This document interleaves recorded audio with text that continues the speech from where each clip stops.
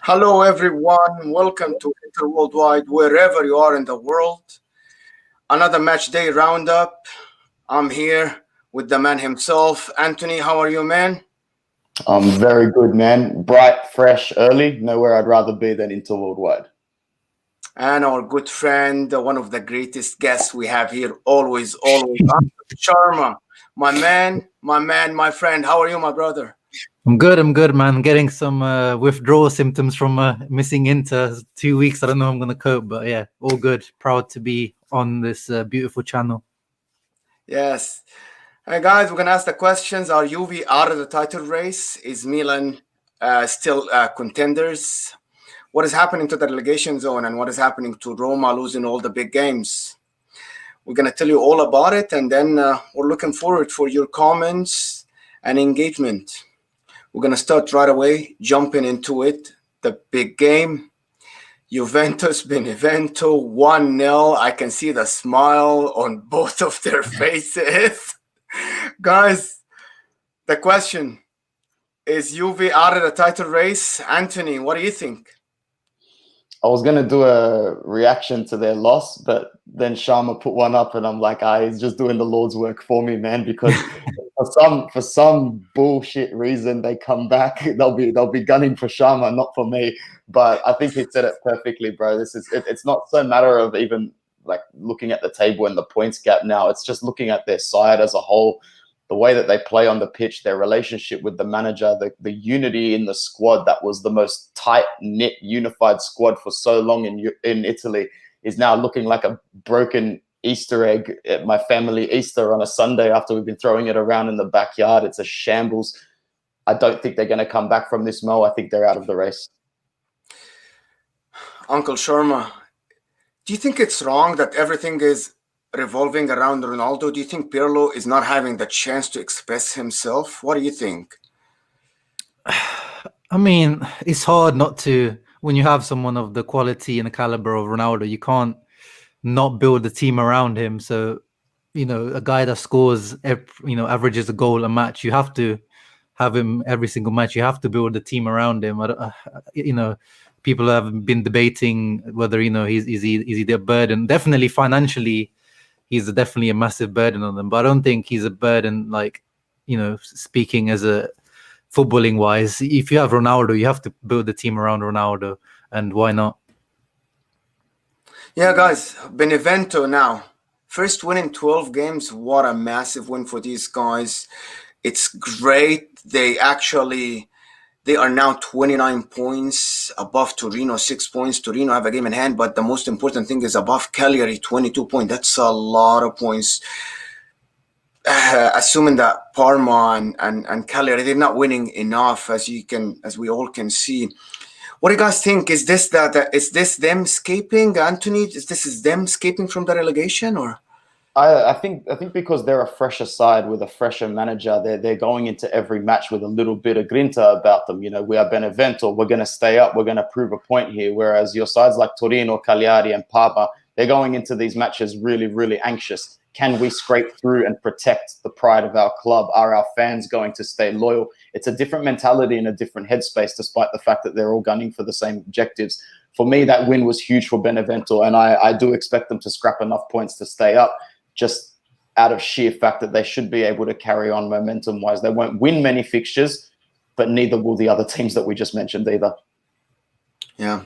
Okay, great. Raul, what about you, my G? You reckon Benevento staying up? Super Pippo doing one over his buddy Pirlo. You see them at the start of the game, nice and huggy. I'm like, it's the hug of death, baby. No, I think, I've said since the start of the season, I felt like, Benevento were the only Serie B team that came up that kind of brought Serie A level quality. Like, they have the likes of Kamal Glick, Caldirola at the back, he's played in the Bundesliga, Caprari, they have Serie A level players, which I don't think some of the other Serie B teams that came up have.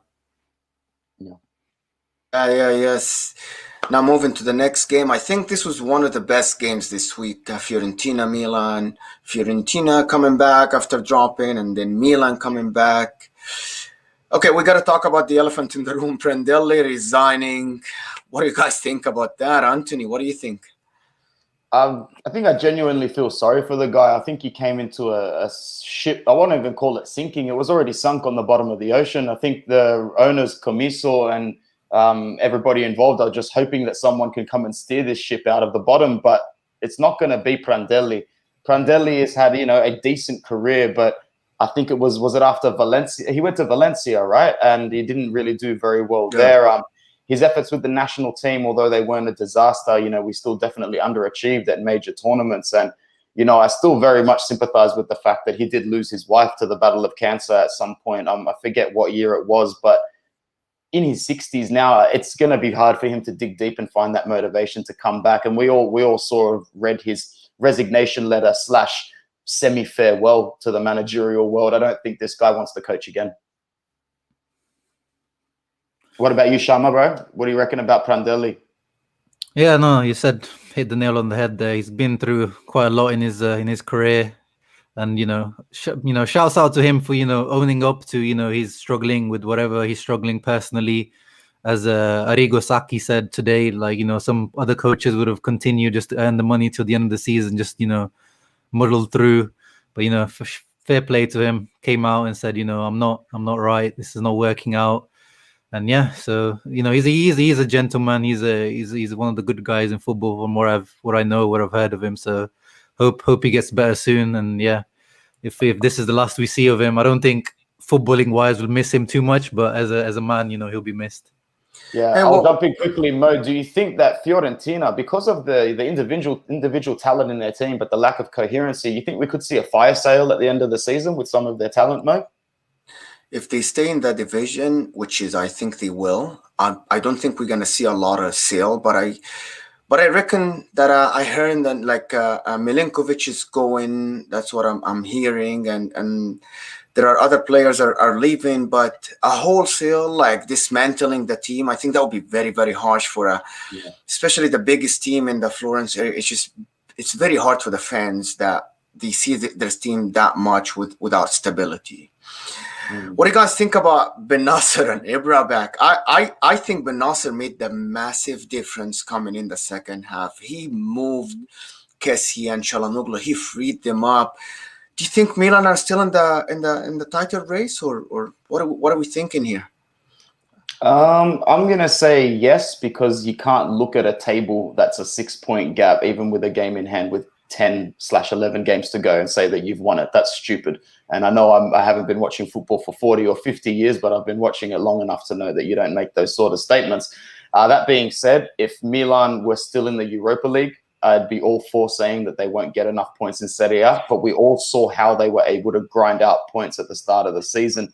Even when they weren't playing well, they still had enough over 90 plus 4, 5, 7, 9 minutes, however much of extra time they got in the first half of the season. So until we put about 10 points, until we get that double-digit figure over Milan, I won't be happy just yet. But as I've said before, it's game by game now. If we don't grab points and Milan grab points, it's on. If we grab points and Milan don't grab points, psychologically, they're dead. So it's all about fine margins now. What about you, Zio? Yeah, man. As Mo pointed out, Benacer coming back as well for them. Ibrahimovic, if he finds some regular fitness, that's they haven't had the chance to have that full starting 11 for a while. They've had to. Pioli has done really well, chopping and changing the whole season. Rafael Leao is not that striker up front. Rebic isn't that striker up front. So they've been making do without Ibrahimovic for a lot of the season. And yes, they've had a dip in the last few weeks, which was, we've all predicted at some point it had to happen. These guys have been overachieving for so long. But we saw when Benacer came on against Fiorentina, he makes so much difference. Him and Kessie are definitely, one of the best duos in Europe in the midfield duos. So yeah, they're not out of the title race. As Anthony said, until it's a massive gap or, mathematically impossible, I'm not going to count anyone out. But, there's a nice little gap. There's a nice buffer for now. Hey guys, let me know in the comments. What do you think? You think Ibra should stay next season or he should leave? Is he good for the club or not? I really want to know because it's the same as Ronaldo. The guy is old, but he's performing. He's scoring left and right. 15 and 15 is a big number for a 39 years old. 15 is a good I know. tally, of course. Imagine he scored all those penalties that he missed as well. We'd be looking at him like he's having the best season of his career. Nah, just They've slowed down. They've slowed down on the penalties and recently. Yeah. Guys, make sure you like and subscribe the video. Help us expand if you like what you see. We're always looking forward to you guys being here and always producing good content for everybody. Roma, Napoli, another terrible performance in a big game. I don't know what to say, to be honest. I really have no idea. This Roma team is like big games and then they disappear. What do you guys think? Anthony, should Roma focus on Europa League to get Champions League or just still top four? Because they are, if we look at the table, they are behind Napoli by big now, like it's just, they're far. It's until like, as I said, mathematically, because it's still quite tight. It's still quite tight. And all it takes is for you to win a couple of games and for your rivals to drop a couple of points and you're right back there. It's not like there's 20 games to go, brother. Like there's 10 games to go for most teams. Every team should be in the locker room saying, regardless of form, regardless of who we put out there on the pitch, we've got 90 minutes to play 10 times. As Conte would have said, we've got 13 finals. Every team should be saying that every game is a final at this point of the season, especially when you take into account COVID and the team's economic state. We're really fighting for scraps. A lot of these teams are fighting for scraps. And if the difference between, a club being healthy over the next 4 or 5 years is making Champions League versus making Europa, Roma still need to go into every match saying the objective is the Champions League, just like Lazio, just like Atalanta, just like Napoli. They all need to be fighting for that third and fourth spot. Oh, sorry, fourth spot, really. Rahul, Mertens, 100 goals in Serie A. I have to mention the guy. To be honest, he gave a lot to Serie A. The guy, I enjoy him on the field. I don't want him to leave Napoli. Tell us more. What do you think? Napoli's on track on top four. Mertens, 100 goals. What do you think? Yeah, man, Mertens has been a massive miss for Napoli. Gattuso, there was a bit of a dip for their performances recently, and there was that criticism for Gattuso. But overall, I feel like he's done a good job there. There was, Osimhen was injured and Mertens at the same time. Mertens has been out for them since the Inter game in the first half of the season, so they've missed Mertens for such a long time, and only now he's come back, to full fitness. And yeah, like you see with that type of quality he has, that free kick goal that he scored, and he just knows how to play that. Even though he's not really a centre forward, but he knows how to play that false nine role almost better than anyone in Europe. That trio of midgets they have up front, Insigne, and now it's Politano. Used to be Callejon, but Insigne, Mertens, Politano. Now they just have a understanding that not many players, have. The way they interchange positions. So. Really, really big addition for them. He's a return from injury. And yeah, we forget they've had a lot of injury. Lozano's been injured for a while now as well for them. They've had a lot of injury issues at Napoli. So I feel like some of the criticism on Gattuso has been a little bit harsh. I think after Inter, Napoli have the best record in the big matches as well. So yeah, Gattuso, I didn't used to think of him as a big match coach, but I think he's turning things around. Unlike Fonseca, and I'm a big Fonseca fan, but it's becoming hard to defend him in these big matches. The performances they keep having in big matches, it's clearly a mentality issue, as he said in the post match as well. But how many times can we blame the players? At some point the coach has to be blamed for not instilling that big match mentality. So I don't know what you guys think of Fonseca, but I still really like him, and I still think he's done a good job at Roma. I think he plays a very good offensive game, but I still think defensively they're all over the place. And when you sign Kumbola and they have good defenders. I think they have better defenders than a lot of the other teams, but they're not integrated well. Their midfield is not helping the defense, and that's a big problem for me. Again, I'm gonna say this over and over. This is Serie A. It's not only about going forward. You have to watch your back door all the time. And now the modern football, you have to think about the clean sheets as much as scoring 5-6 goals, if you want to say that. Lazio, our friends, Lazio Udinese, a big win for them. Honestly, away to Udinese, it's a massive win for them. I feel like it was great to see Lazio playing. Maricic goal was really good. I liked it. Anthony, you think Lazio is still on course to make top four? They're 6 points behind Atalanta with a game in hand. Like, they still can, but they won't because they'll just drop points, unnecessary points. And we know that they will, because as good as Inzaghi is, that side is just not consistent enough, I don't think. And they took an absolute pounding from Bayern Munich, as any team would have knocked a little bit of wind out of them. And I predicted them at the start of the season to still make top four. I think they'll give everything, but they will be mathematically eliminated from that equation come match day 35-ish. In my opinion, I see Atalanta really starting to put together a bunch of wins. I mean, they've only got one game to play now up until the Coppa Italia final. So I expect Atalanta to round up those points, but we'll get to them. Rahul, do you think Inzaghi to Juve is a good move? Simone Inzaghi, yeah. I mean, he's been rumored to them for a while. I don't think maybe the squad fits him, because we've seen this 3-5-2 with Pirlo. Not sure if it really fits them, but if he's available, you know, we haven't seen whether he's able to adapt to a different style of play, different players. But, you know, I think he is the next big Italian coach. I think, you know, what he's done at Lazio, he's shown the Champions League this year, getting past the group stage, being the likes of Dortmund. You know, he gets that Lazio squad. Yes, they have really like good players in some position, like, you know, Immobile, Luis Alberto, Milinkovic, and Acerbi. But then like the rest of the team is not that good at all, and he's managed to get the best out of that very average squad. So it'll be interesting to see. I think he deserves a chance at a bigger team. I don't know if Juve maybe is a step too early for him. Maybe he needs something in between that, but it would be interesting. I think he's definitely better fit than Pirlo, I would say. Yeah. Yes. Anthony, did you think Udinese can finish top 10? Yeah. If they do, yeah, pretty much what Sharma's face just did. It would be the most repulsive finish in the top half of a table of any team ever. Like this murder terrorist team, man. They drag everybody down with them, bro, and they did with Lazio as well. But you know what? This is what they identified themselves as at the start of the season, and this season is a grind. Ain't nobody trying to make friends in Serie A. So Udinese are happy just doing their thing, and if they, you know, they'll definitely survive the drop. And I think after the first 5 or 6 games of the season, I definitely thought they were a team that could be down there in the relegation fight. But they've grinded out enough results, and they've banked on the really poor form of other teams, which has, you know, come to fruition. And good for them. I still want to sign Rodrigo de Paul. Okay.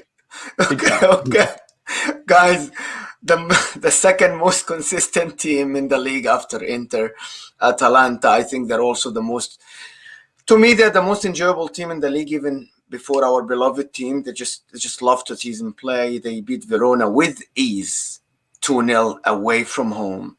Very easy, right? Atalanta, I think the closest to top 4. We already answered that. I just realized I didn't realize they actually still play Juventus. I thought they were done with Juventus. They play Juventus in like 3 weeks. Yes, yeah. It's this team can beat anybody, to be honest. Atalanta. Anybody. It doesn't matter who they face. If there was not for the record with Madrid, they had a great chance.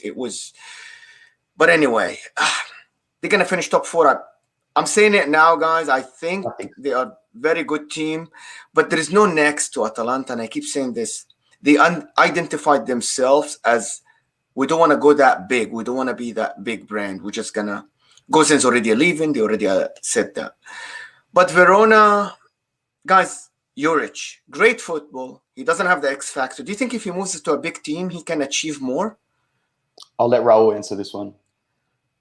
Yeah, I mean, he comes from the Gasperini school. You can see the style of play and the formation and everything. He's like, they call him the mini Gasperini in Italy. So yeah, he definitely deserves a team with more budget, more, you know, star power, you know, a little bit more, you know, designed for the Kevin Lasagna in January. Like, what type of, if you need goals and you go get the most wasteful player in the whole league. But yeah, I think Fiorentina were rumored that he wasn't convinced by the Fiorentina project in the summer, which you can see why now. But it's a team like that can have some give him some sort of financial backing. I think Juric definitely deserves it. The thing with Verona now is they've achieved what they needed to achieve. They've achieved safety. Now they're going to be in the middle of the table. The players don't really have anything to play for. Europa League is a little bit too far.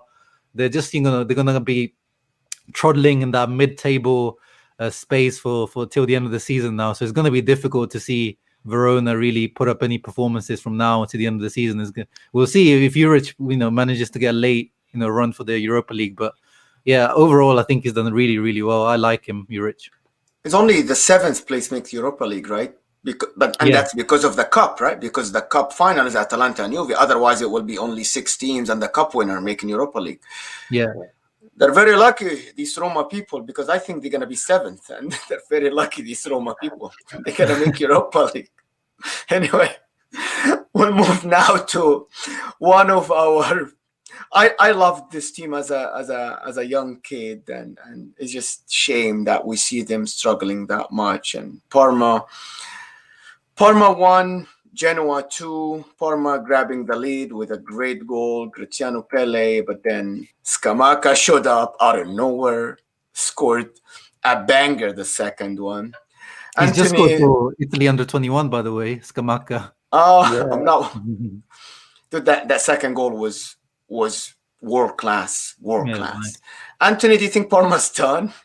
Bro, put some respect on Graziano Pelle's name, Southampton legend, Euro 2016 legend.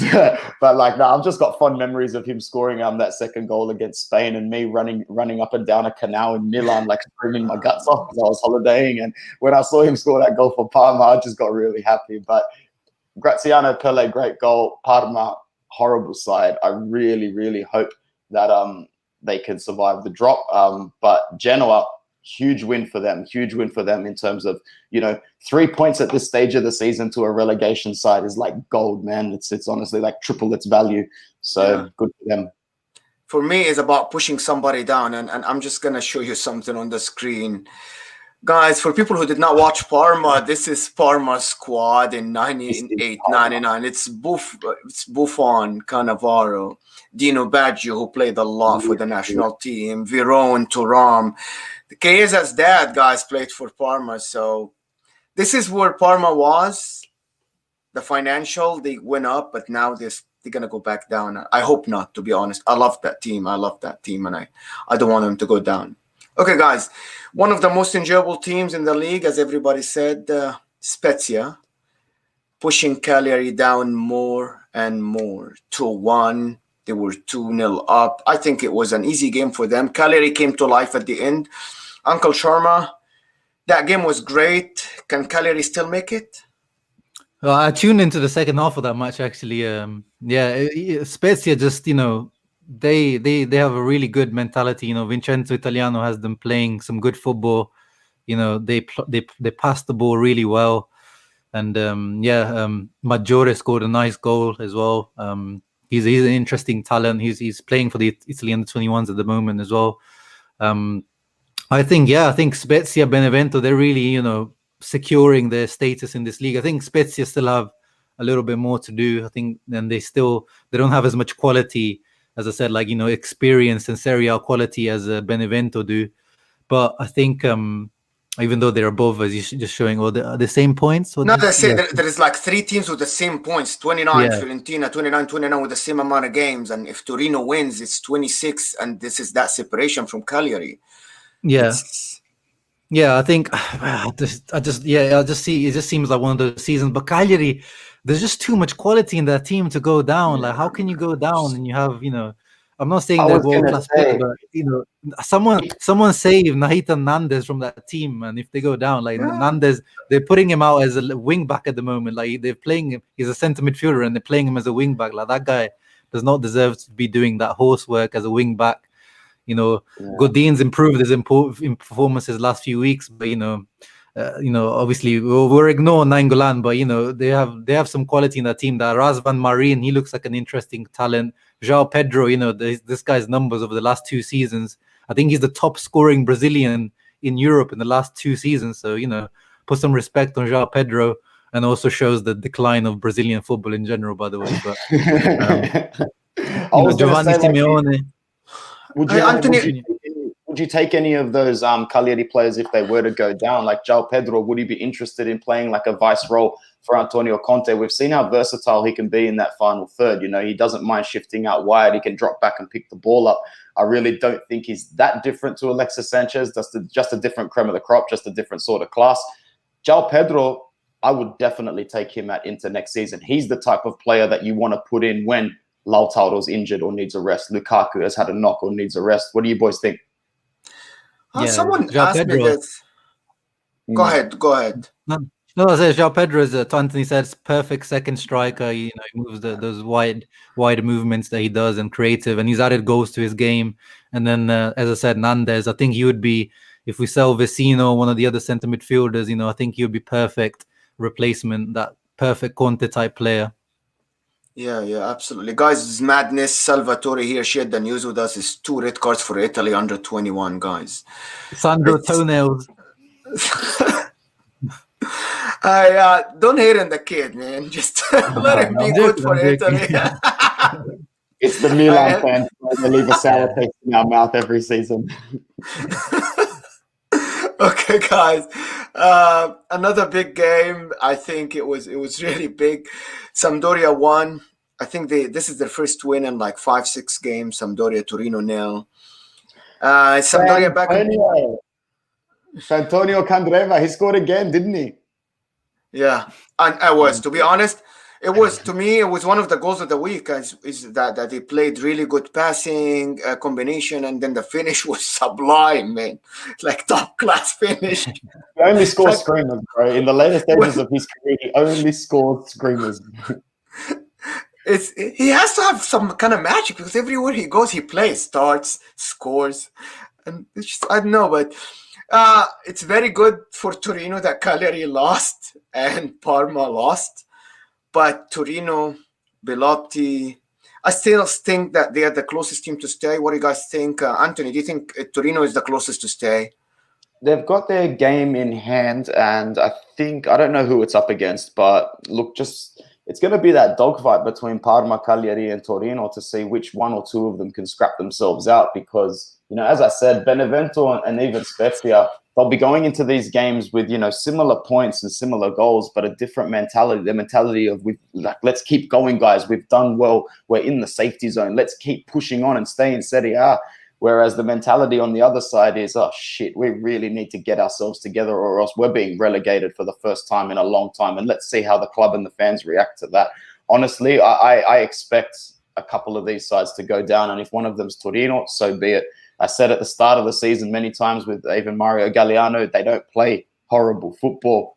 I just feel like there's a mental block up that team's ass that they really cannot get out. And it's very, very, very scary. They will probably cash in on Belotti, in my opinion. What do you reckon, Zio? They have to, man. They have to at some point. They value them at like 100 million, like a few years ago. Cairo is that crazy guy. So, there'll be a fire sale at some point, but even if they don't get relegated, even like, it's a little bit like Harry Kane at Tottenham. Is like, come on, you have to leave at some point, you have to force the move at some point, if you want to achieve something in your career. Yep. Yeah, absolutely, guys. I'm saving, to me, one of the best to the last, Crotone Bologna, one of the best comebacks I've seen, to be honest. 2-0 down, and then bang, bang, bang. Palacio, our guy, is bringing Bologna back. Yes, and Mihajlovic. Hey, Raul, do you think Bologna are performing but just under the radar? They're just performing well, but nobody's noticing what Mihajlovic is doing to this team. What do you reckon about Bologna? I think they should be doing better. I think they have a top 10 type of squad. So I think they've done better recently, last 2-3 weeks, but I feel like they should have been doing better earlier on in the season.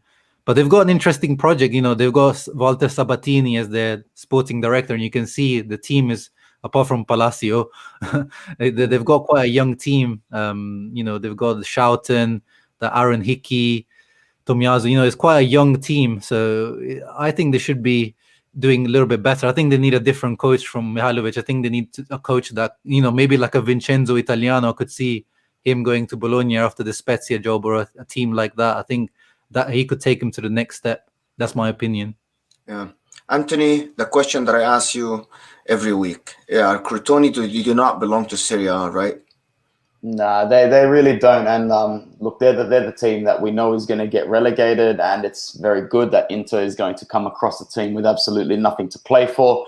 Yeah, it's a sad state of affairs, but I'd never like to bash teams too much who just come up and then go straight down. It can't be easy. It is not easy. We just saw in the last year, you've got some of the biggest clubs in the world projecting how much debt that they're in, how bad the state of affairs is at their club. So a club like Crotone can only really take this as a positive experience, make very, very smart business and backroom decisions next season, and do their best to try and get back up. I personally hope that their morale is squashed to the point that we can run over them by 4 or 5 goals. And I hope that Bologna, when we meet them, are very, very content and complacent, not only with that 3-2 comeback, but with the fact that they are not only safe, but have solidified their position in the middle of the table. Basically, I want to come up against teams that have got jack shit to play for. Oh, okay. Hey, guys, last game of the week, the game that was postponed, and Uncle Sharma had a great video about it, right? It's Inter Sassuolo, the advantage that everybody was talking about, and I don't see any advantage. Our players are going to just play in the national team right now. Juventus postponed their games. It's all rigged. It's all rigged, man. We all orchestrated it at the start so our players could go on a delayed international break, slow our momentum, and not play a Sassuolo team who played Torino 2 days before. Campionato falso. Makes lots of sense. I'm going to ask both of you the same question. I'm going to start with Anthony. Are you okay with our players going to the international duty? 100% I am. And I've seen a lot of fans get a little antsy about it this week. And the only thing that makes me upset is that we didn't foresee this happening. It's a long international break. This international break in total is like 16 days, 17 days. So if the test results were negative, or if they did come back and change, I always expected some of our bigger players to go on international duty. They're World Cup qualifiers as well. They're not, a lot of them aren't just friendlies. So at the end of the day, yes, it sucks that Hakimi has to go, Barella has to go, Bastoni, Lukaku. But guess what? 75% of that Juventus squad had to hop on a plane after losing, and they probably haven't spoken or looked each other in the eye since then. Morale there is low. Players at Milan are going on international duty. We are not the only side that has to go and travel. We have to do the same thing that every other team does. I never liked complaining as a team trying to make Champions League. I'm not going to sit here and have a bitch about a team who's trying to go for a league title with this much of a cushion as we have. Just abide by what always happens every year. Send the players on duty, come back, and let's go again. I can almost guarantee that Conte is in all of the big men's ears, in all of their ears, saying, don't forget what's important. Remember, we come back at a certain date to take on Bologna. Yes, summer international duty is the worst. Every year players get injured. However, most of the time, it's our Latinos or South American players that get injured. And if I'm not mistaken, they're actually at home. There's no South American qualifiers, right? They're chilling, man. They're chilling. They're chilling. They're chilling. Yeah, exactly right. They're chilling. Yeah, this is a question from Sal right here. He said, basically, that we should focus on the youth. And what do you think, guys, about, is it some teams they just buy and go forward? But I think... Go for it. I'll let you and Sharma take that one on. I'm interested to hear what you both have to say. I mean, yeah, obviously, I think a little bit was too much, is being too much made of Inter's, average age. Because, at the end of the day, yes, we probably deviated from the strategy when Marotta first came in. They were talking about buying young Italian players when they first came in. But I think, Conte, the financial restraints we saw this year, bringing in Kolarov, Vidal. So it feels like maybe the strategy changed a little bit. But at the end of the day, Kolarov's contract is expiring at the end of this season. Ashley Young's going to fuck off at the end of this season.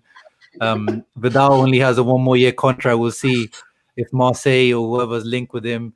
Nainggolan's probably leaving, hopefully. There's players that are, older players that are going on their way out, that's going to reduce the average age straight away. And we have a nice young core to the team: Barella, Bastoni, De Vrij, Brozovic. They're not too old. Lukaku, Lautaro. There's a nice young core to the team. So I think it's a little bit exaggerated the age of this team. And and we'll see in the summer. Definitely, I would prefer going back to the old strategy rather than going for the Kolarovs and the Vidals of this world, to try to go for more, younger players that have something to prove. They don't have to be, established stars, but it would be nice to have, younger in general. But yeah, I think we'll get there. But this team is made to win now. So let's win now for the moment, then we'll see about the future. Yeah, absolutely. The last thing that I wanted to ask you both, goal of the week. We had about 4 or 5 great goals this week from Zaskamaka, second goal, the overhead kick, Pele, the Mertens free kick, and the Polgar free kick. That one was sublime. Anthony, what do you think? My bad was Pele. I love overhead kick. They just look good on camera. Anthony, what do you think? Yep. For me, it's definitely Pele's goal. First of all, because it was brilliant. Second of all, because Cristiano Ronaldo tried to do it in the 90th minute or 91st minute. It went wide, and then he touched his face. Like, I was like, oh no, it's going to be a penalty. Like, nah, mate. Graziano Pele, the real GOAT in Serie A. So he gets the goal of the week as well. Goal for the GOAT, Graziano Pele. Well, I was gonna say one of the free kicks because Diamanti, remember Diamanti? He was on the podcast last week, and he was saying how there's no free kick specialists anymore and stuff. So I was like, I was thinking about it. Like, it's true, you don't see that many free kick goals anymore. So I was leaning towards Mertens or Pulgar, but you guys have swayed me now. I just remembered it was a nice play by Palmer in general. I think it was a ball to Kuchka. Yeah, and okay, we'll give it to Graziano Pelle, goal of the week. Okay, guys, any last comments? And I'm just gonna give you one thing. Okay, just look at the table, enjoy it, because I've seen again. I'm gonna say it again. I want to enjoy where we are. We have never, like, for the last 10 years, we have never been in this position. 6 points with a game in hand, playing great. We're enjoying our time on the top of the table, and I want every Inter fan to appreciate this moment, especially the fans that have not seen Inter win or be at that position. But we belong here, guys. We belong here. So, Anthony, any last comments, man? Yeah, I wanted to say I woke up to the official news. I don't know how late I was, but the match against Sassuolo has been rescheduled for 7th of April, I believe, same time as Juventus-Napoli. I don't know if it's the exact same kickoff time, which would be 6:45 a.m. my time, but either way, it's being played on the same date, a few hours. So what do you boys think about the date that it's moved to, and how do you think we'll be able to go? Because I actually see that as a critical match day, man. As I said, we were more talking about Milan. That's one of those games where, depending on which way the results sway, it could be one of those or you really never know. So what do you reckon, Zio, about that fixture on April 7th? Because we are going to see a little bit of a cluster of games that we haven't been used to since we got eliminated from Europe. Yeah, no, I think that day makes the most sense because it's 3 days after Bologna, I believe. So it's not too bad, and then we got Cagliari after that, 4 days after that. So it's not. I think that's the ideal time, and then we have a week to prepare for our Napoli match. So I think it makes sense to do it, get it out of the way. Yeah, no need to complain. A lot of fans, when we moved the fixture, they were getting a little antsy and complaining about the fixture list. I'm like, guys, we really can't expect every chip to fall into our laps this season. There's still some work to do. Yeah, Mo? Yeah, to me, there's a lot of the job is not done, as someone told me today on Twitter, and made sure that I know that the job is not done yet. But I have to say that our run is not as hard as other teams. Milan have Lazio away, Atalanta away, and Juventus away, and I don't think they are favorites in these games. And I just hope that we get it done this year, and I hope that we get it done before we even go to Juventus and Roma at the end. I hope so. Anyway, thank you both for being here. And Anthony, it was always great to chat with you about the Calcio and the match day, and thanks for waking up that early to be here. And Uncle Sharma, man, it's always a pleasure to be with you, man. charismatic, funny, informative, and keep doing your videos, man. Guys, please like and subscribe to our channel. Like this video, subscribe, put the alert. We always try to give you the great content. Also, Uncle Sharma right here is one of the great guys that produce a lot of content for Inter. But also don't forget Mo's channel. You always forget to plug your own channel, Mo. Always, Yeah. always. Yeah, guys, I have my own channel. I do a lot of other Serie A stuff and the Premier League as well. Most football channel, go look for it. I'm still trying to grow my brand, but I'm here, a son of Inter Worldwide and a friend of Uncle Sharma all the time. Love Right? that. You gotta love that.